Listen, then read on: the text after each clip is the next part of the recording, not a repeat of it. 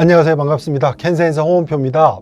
오늘은 건강생활습관 전문가이자 살림치유지도사이죠. 그리고 네이버 암대사치료 카페 부매니저인 유명길님과 오늘 같이 얘기를 좀 나눠보겠습니다. 인사하시죠. 네, 반갑습니다. 대표님이 너무 잘 설명해 주셔가지고요. 건강생활습관 전문가이자 이제 살림치유지도사로 엄청난 활약을 하고 싶은 마음이 큰 유명길입니다. 반갑습니다. 본인 소개 아주 짧게 좀 한번 해주시죠. 짧게요. 네. 암 치료를 위해서 이제 생활습관이랑 이제 그리고 그 장소는 살림치유가 가장 좋은 장소라고 생각해서 많은 공부를 하고 있고 앞으로도 계속 공부를 해서 제 와이프뿐만 아니라 많은 사람들한테 좀 도움이 되기 위해서 하고 있습니다. 네. 네. 저는 암 경험을 했고 우리 유명길님은 아내가 암에 진단을 받았고 치료하는 과정에서 또 암을 경험했지만 사실은 그 어느 암환보다 암에 대해서 많이 공부를 하셨던 분이라서 우리 이 캔센서를 통해서 여러분들하고 어떤 좋은 정보를 좀 나누고자 합니다. 그래서 이번 시간에는 우리 암환들이 가장 많이 관심을 갖는 식사요법, 네, 식단. 식단. 네. 그럼 어떻게 암 치료 과정에서 식사를 어떻게 유지했는지, 그리고 그 식사가 왜 우리 암을 치료하는 데 도움이 되는지, 그거에 대해서 좀 말씀을 나누고 싶습니다. 식단 관련한 책이 엄청 많습니다. 네네네. 대표님도 뭐 엄청 잘 아시고 있고 특히 대장암이셨기 때문에 식단과 아주 밀접한 관계가 있는 암이시잖아요. 네네. 뭐 그쵸. 전문가시죠. 저도 이제 많은 책을 읽었고 그 과정에서 이제 여러 가지 시도를 해봤습니다. 그리고 저희는 또 대사치료라는 그런 카페이기 때문에 암의 비정상적인 대사를 공격하는 이론이거든요. 근데 이론을만 알고 있다고 모든 게 되는 게 아니기 때문에 제 스스로도 식단을 해봤어요. 다양한 식단, 야채식, 뭐 예를 들면 케톤식, 제가 하는 거랑 또 환우한테 적용하는 건 다른 문제더라고요. 네. 그래갖고 지금 현재는 체중을 유지하는 걸 조건으로 간헐적 단식과 그리고 이제 소식을 위주로 하고 있습니다. 그렇군요. 네. 그러면 간헐적 단식이라고 하면 하루에 두 끼만 먹는 거고, 그리고 네. 이제 두 끼를 먹는 것보다 중요한 컨셉이 하루에 24시간인데 그 비워두는 시간을 15시간 정도에서 16시간 정도를 비워두는 거예요. 음식을 네. 안 먹고. 네네네.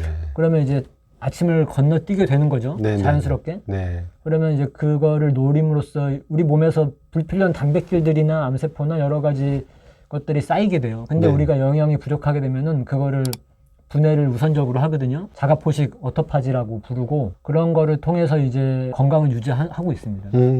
그러면 공복을 그렇게 열 몇 시간을 두고 나머지 식사를 할 때 가장 집중적으로 신경 써서 했던 당시에 식단 뭐 예를 들면 좀 소개를 해줄 수 있습니까? 엄격하게도 했었어요. 엄격하게 진짜 뭐 좋은 유기농도 먹고 야채도 많이 먹고 뭐 짜장면 피자 뭐 먹으면 안 된다는 거 다 금지하기도 했었는데 그렇게 하면서 깨달은 게 이제 환자가 그거를 접했을 때 식단은 장기간 요법이거든요. 네. 단기간 싸움이 아니고 계속적이게 적용이 돼야 되는 부분이고 그런데 환자가 그거를 감당할 수가 없습니다. 네. 그걸 뭔가를 참아야 된다는 거는 억누른다는 것은 결국엔 이렇게 반작용이 있기 마련이거든요. 네. 네. 나중에는 그 음식에 대해서 폭식을 하게 되거나 더 갈구하게 됩니다. 네네. 여러 가지 실패를 거듭하면서 깨달은 거는 지속 가능해야 된다. 지속 가능성이 1번이다. 네. 그리고 하지만 원칙은 있어야 된다. 네네. 원칙은 세 가지가 있습니다. 우선 암 대사 치료로서 혈당을 빨리 올리는 스파이크를 치는 음식을 제한한다. 어떤 거죠? 예를 들면? 그거는 이제 단맛 나는 거죠. 단 음식이랑 밀가루입니다. 혈당을 엄청 빨리 올리거든요. 네네. 혈당이 빨리 오르게 되면은 암세포가 에너지 흡수의 경쟁 우위에 서게 됩니다. 더 빨리 더 많은 에너지를 사용할 수 있게 되는 거거든요. 그런 부분이 문제가 되고 또 밀가루는 장 질환도 유발하게 되고요. 장이 우리 면역의 보고거든요. 사실은 우리의 면역의 80%, 60%는 다 장에 살고 있습니다. 근데 여기에 만약에 밀가루로 인해서 장 질환이 생긴다. 그러면 면역도 같이 떨어지게 되죠. 그리고 마지막으로 이제 제가 제안했던 거는 유제품입니다. 네네. 뭐 많은 연구 결과가 있고요. 성장 촉진제죠. 네네. 근데 암의 특징은 성장에 의한 질환이잖아요. 네네. 그래갖고 밀가루, 설탕, 네. 단 음식, 네. 그리고 이제 우유, 유제품 이 네. 세 가지를 제한하기만 하면은 이건 네. 원칙이고 네. 그 이외에는 약간은 좀 자유롭게 가자. 네. 본인이 원하는 것도 일주일에 한 번씩 먹게 하고 대신 너무 과도하게 뭔가 억누르지 않으면 스스로 이거를 많이 먹지 않게 되더라고요. 스스로 먹게 되면 그만두게 되고 네네. 그리고 항암 중에는 장이 많이 약해져요. 왜냐면은 항암제 자체가 이제 빨리 자라는 세포를 위주로 공격을 하기 때문에 장이 그렇거든요. 점막이 그래요.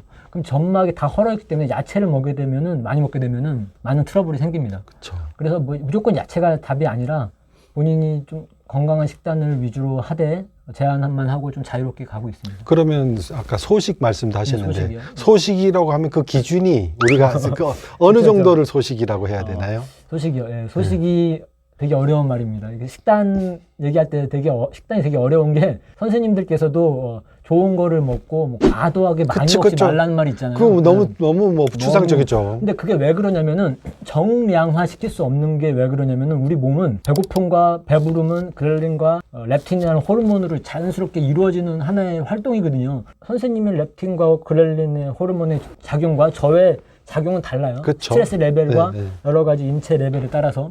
그런데 저희 와이프의 경우에 소식이 누구한테는 뭐 충분할 수도 있고 그래서 제가 뭐 정량화 시키기는 어렵지만은 기본적으로 저는 그렇게 생각합니다. 네. 자기의 손이 기준이에요. 아, 저는 손. 그렇게 봐요. 네. 예전에 어떤 영양학 책에서 참고를 한 거예요. 자기 손바닥 단백질은 이 정도고 탄수화물이 이 정도고 그 지방은 뭐 이 정도가 되는 거죠. 양이. 야채는 많이고. 근데 단탄지가 우리 기본 영양이잖아요. 네네네. 만약에 뭐 다른 식단을 안 한다고 하면은 기본 식단에서는 단탄지가 기준인데 네. 소식은 제가 봤을 땐 한 끼에 이거거든요. 그러면 그게 조리된 음식을 이 기준입니까? 조리된 거죠. 예. 그러니까 요게 지방은 요만큼. 오일이면 뭐 버터면 이만큼, 뭐 오일이면은 뭐 한 스푼에 뭐 이만큼 따르는 거겠죠. 단백질은 뭐 계란이면 이만큼 손바닥이에요. 네네. 손가락 끝이 아니고요. 네네. 손바닥. 네.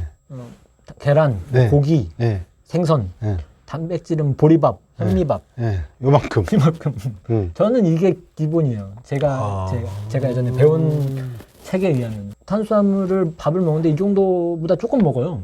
근데 몸무게가 안 줄어요. 몸무게라는 게 쉽게 안 변해요.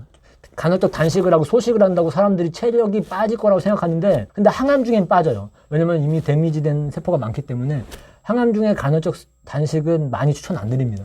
말 그대로 항암은 좀 잘 먹는 게 중요하고요. 근데 지금은 제가 우선 그렇게 먹고 있어요. 소식이라고. 그러면 궁금해하는 게 네.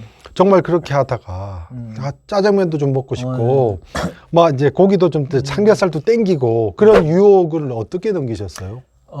유혹을 안 넘깁니다. 기본적으로 제가 관리하면서 근데 그 환우한테는 계속 주지를 시켜요. 이거 혈당 올라가면은 암세포가 이게 할 수도 있다. 이론적으로 네가 지방이 너무 많아 콜레스테롤이 높아지면은 저희가 뭐 한 달에 한두 번씩 혈액 검사를 하거든요.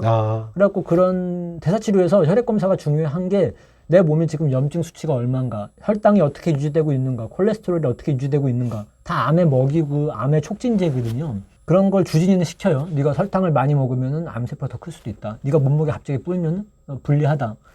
그렇지만은 사람이 인지적으로 이걸 아까도 얘기했지만 억누르면은 반작용이 더 커진단 말이에요. 그리고 호메시스라고 하는데 약간의 독은 우리 몸을 더 강하게 만들거든요. 그러니까 술도 먹어본 사람이 술을 잘 먹어요. 왜냐면 술을 해독하는 효소가 잘 나오거든요. 그러니까 음식을 제한하면은 나중에 그 음식을 먹게 됐을 때 우리 몸에서 그거에 대한 타격이 더 크다고 봅니다. 그러니까 그거를 뭐 합리화할 수도 있어요. 그렇지만은 제한이 아니고 어느 정도 이제 허용을 하는 거죠. 허용을 하되 그걸 인식을 하는 거죠. 이거는 피해야 될 음식이다.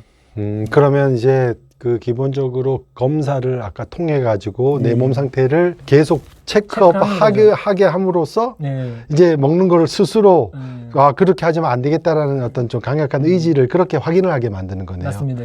한 달 전부터 뭐 그 음식을 조금 이번 주에는 조금 좀 마음대로 먹게 되면은 좀 염증 수치도 올라가는 트렌드가 보이거든요. 네네네. 본인이 경각심이 나겠죠. 그러면 지금 혈액 검사를 아까 주기를 어느 정도에 한 번씩 하면 됩니까? 예전에는 한 2주에 한 번씩 했었는데 지금은 한 달에 한 번 정도 하는 것 같아요. 그럼 뭐 한 달에 한 번이라 할 때 꼭 봐야 될 수치가 뭐 있나요?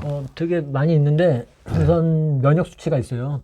면역 수치가 있고 백혈구 있고요. 왜냐면은 호중구랑 림프구 비율이 중요하거든요. 비율을 보기 위한 거. 식단과 관련된 식단 관련된 혈당. 그리고 총 콜레스테롤. LDL이 중요하죠.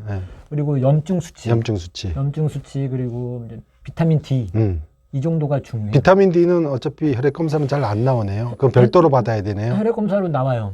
비타민 D까지도. 같이. 그럼 같이 해달라고 해야 되겠네요. 네, 같이 그걸 해야 보면서 내 식단을 이제 내가 지금 욕구대로 먹어가지고 이렇게 됐으니 이제 좀 조절해야겠다. 뭐 이런 기준으로 삼으면 된다는 예, 예. 말씀이네요. 맞습니다. 그리고 스스로가 이걸 억제한다라고 인식하지 못하고 억제가 아니고 약간 제한한다라고만 느낄 정도로 그렇게 가고 있는 거예요. 알겠습니다. 자, 그러면 포인트 다시 한번 요약만 예. 짧게 좀 해주시면. 네.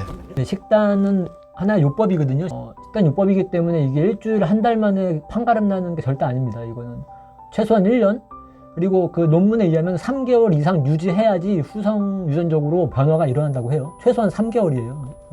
식단 요법은. 그렇기 때문에 지속 가능한 게 첫 번째 원칙입니다. 두 번째 원칙은 대사치료적으로 밀가루, 설탕, 유제품은 제한해야 됩니다. 제한이에요. 그리고 세 번째는 무조건적이게 안 먹는다가 아니고 자기가 이해를 하고 제한을 하는 거지 무조건 금지가 아닙니다. 금지는 아니고 제한이에요. 알고만 있고 피하려고 노력을 하는 거가 핵심 포인트입니다. 이 세 가지 정도가 핵심 포인트고요. 각각 얘기한 간헐적 단식, 소식 이건 하나의 방법이에요. 방법론적인 거고 항암을 하면은 소식이랑 간헐적 단식이 안 좋을 수도 있어요. 왜냐면 항암하면서 체중이 빠지는 게 가장 위험할 수도 있거든요. 그러니까 이건 하나의 방법론이고 아까 얘기한 원칙 세 가지가 원칙이고 그 이외의 식단은 뭐 제가 얘기한 간헐적 단식, 케톤식, 소식, 비건식 여러 가지가 있습니다. 네, 이렇게 해서 우리 식단 어떻게 네. 잘 관리하는지 한번 알아봤습니다. 예. 여러분들한테 좀 정보가 됐으면 좋겠고요. 어차피 본인에게 맞춤형으로 진행을 해야 됩니다. 그래서 지금 우리 유명길 선생님께서 말씀하셨던 내용을 본인한테 맞춰서 잘 한번 진행해 보시면 좋겠습니다. 고맙습니다. 이걸로 마치겠습니다. 네. 감사합니다.